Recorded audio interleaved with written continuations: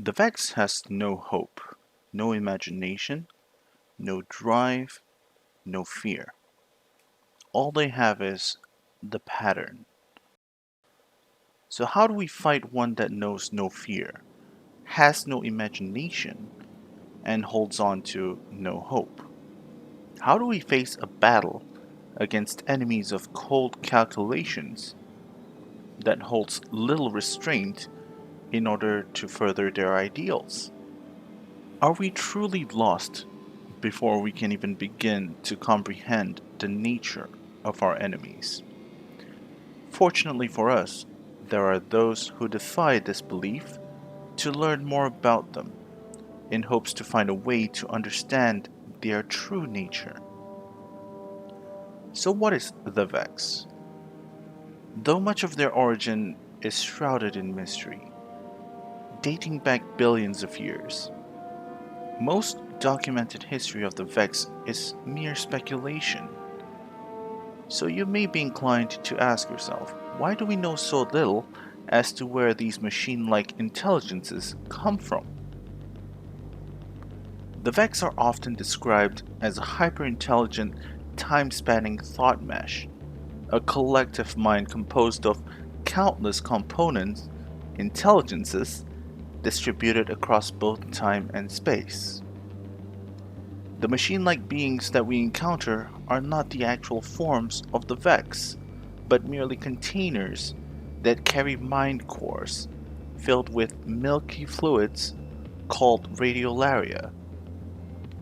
The Vex comes in a wide variety of shapes and sizes, but the majority share similar physical traits such as triangular or conical heads, single glowing photoreceptors, jointed limbs, and in several cases, like the harpies, several arrays of flexible tentacles. It could prove useful to note that the Vex are not born, nor are they created or manufactured in a factory. Vex cells are entheogens. This means that close contact or prolonged exposure would induce mind-altering effects, and physical contact can prove dangerous to even the most battle-hardened of guardians. For example, when Ashemir had been experimented upon by Brachion, the Genesis mind of the Pyramidion. Due to being injected with radiolaria, Ashemir's body is slowly being consumed by the Vex, with his right arm being grafted into a Vex mechanical arm. Not only was his body affected, but the Vex were also able to corrupt his ghost as well, now heavily augmented in the styles of a Vex mechanical with an unblinking goblin's eye. What is truly frightening here is that there is uncertainty in whether a ghost's resurrection capabilities could cure a guardian of Vex infection. As Ashemir himself had stated, he was fearful as to what he would be revived into if he were to try it. Since his ghost was also corrupted, this adds to his fear as to whether it would even work in the first place. Another example of the Vex radiolaria's frightening capabilities is the story of Cabra the Legionless.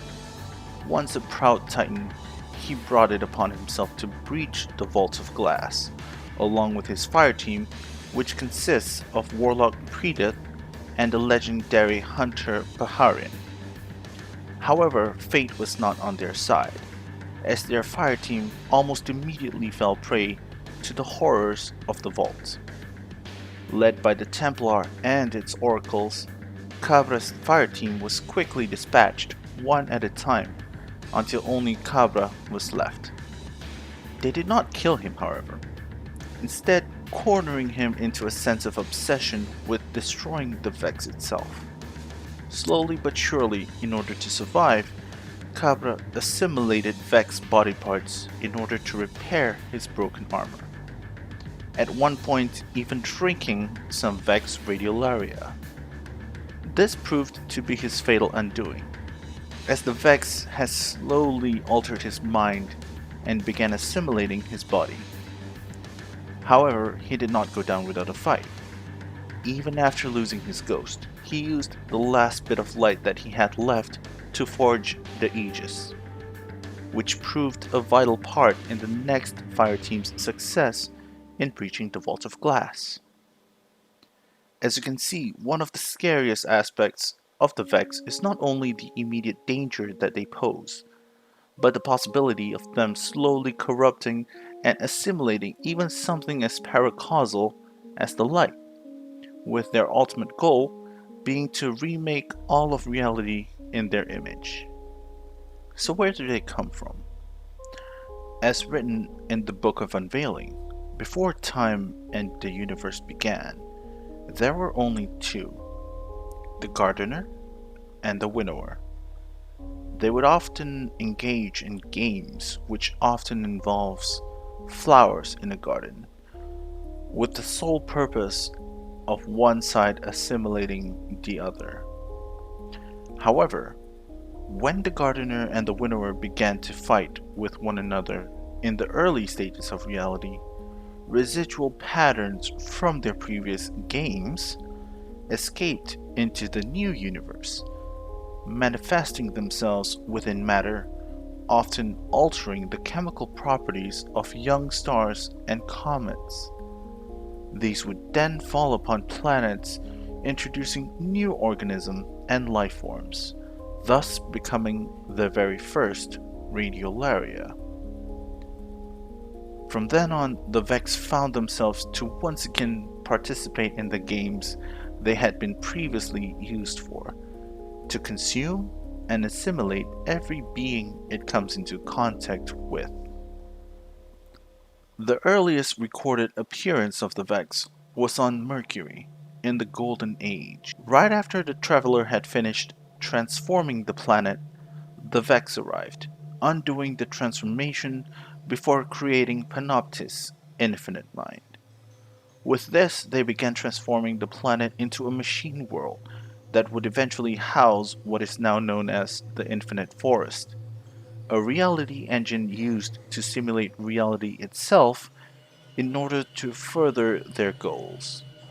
After the destruction of Panoptis at the hands of Osiris and a fire team of guardians, Dandron Root Mind was created by Osiris in an attempt to gain control over the Infinite Forest.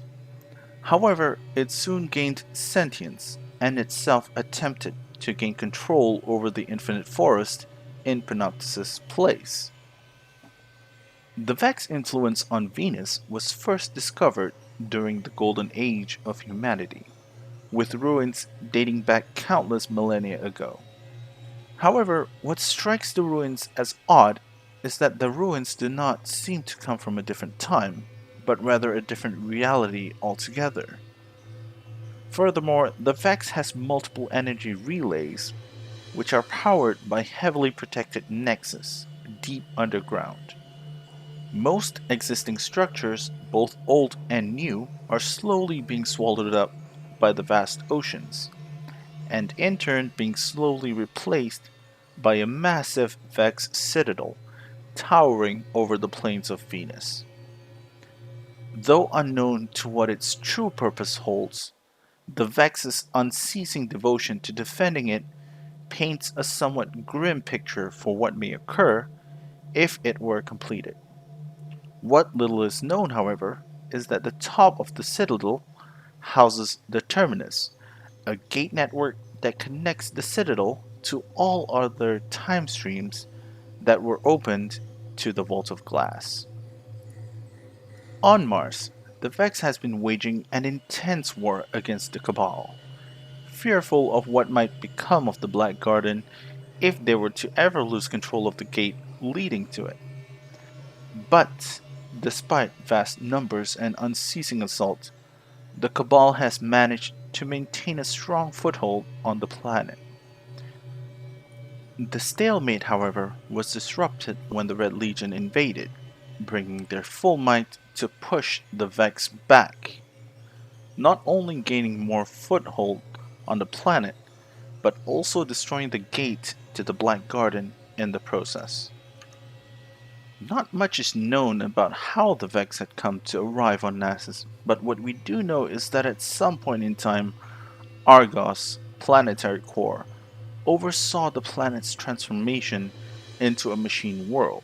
However, after the arrival of Emperor Callus and his loyalist legions on the Leviathan, the Vex witnessed the power of his immense planetary weapon, consuming part of Nessus along with Argos in it. Despite having saved Nessus from conversion into a machine world, the Leviathan continues to slowly consume the planet into royal wine, putting the planet between a rock and a hard place. Though the Vex had not had any previous presence on the moon, recent occurrences on Mars had forced them to make an unexpected move. Despite having the Black Garden's gates in the Valley of the Kings on Mars destroyed, the recent discovery of an old Vex gate that leads to the Black Garden had activated what seems to be Vex that had been inactive or in stasis mode for a prolonged amount of time. After the invasion of several Guardian fire teams into the Black Garden led to the destruction of both consecrated mind and sanctified mind, soul inherent, the Vex began an outward push. They took the initiative to then resurrect the undying mind, who would copy itself 1,000 times over various realities, in order to prepare itself for an outward invasion onto the moon's surface. This was seen during the Season of the Undying, where various Vex gates opened across the moon's surface with waves of soul-inherent Vex pouring out, eventually leading to the arrival of the Undying Mind. This attempt was, however, thwarted by the efforts of multiple fire teams of Guardians fighting to push back the Vex invasion, eventually leading to one final confrontation with the Undying Mind. With the help of Ikora Ray in creating a modified Vex portal, they were able to pull all the different copies of the Undying Mind back into one reality, defeating it once and for all. Though the Undying Mind was defeated, the damage had been done, and thus there still remains a sizable remnant of the soul inherent on the moon.